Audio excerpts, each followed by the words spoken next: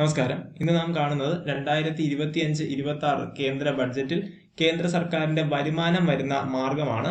ഒന്നാം സ്ഥാനത്ത് വരുന്നത് ബോറോവിംഗ് ആൻഡ് അതർ ലയബിലിറ്റി, അതായത് കടം വാങ്ങലാണ് 24%. രണ്ടാം സ്ഥാനത്ത് വരുന്നത് ഇൻകം ടാക്സ്, ആദായ നികുതിയാണ് 22%. മൂന്നാം സ്ഥാനത്ത് വരുന്നത് GSTയും മറ്റ് ടാക്സുകളുമാണ്, ഏകദേശം 18%. നാലാം സ്ഥാനത്ത് വരുന്നത് കോർപ്പറേഷൻ ടാക്സ് ആണ്, അതായത് കോർപ്പറേറ്റുകൾ നൽകുന്ന ടാക്സ് 17%.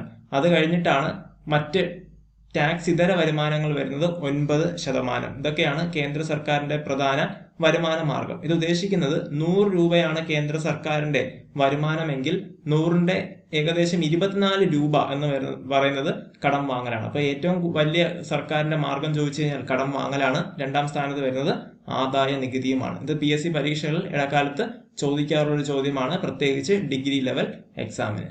നന്ദി, നമസ്കാരം.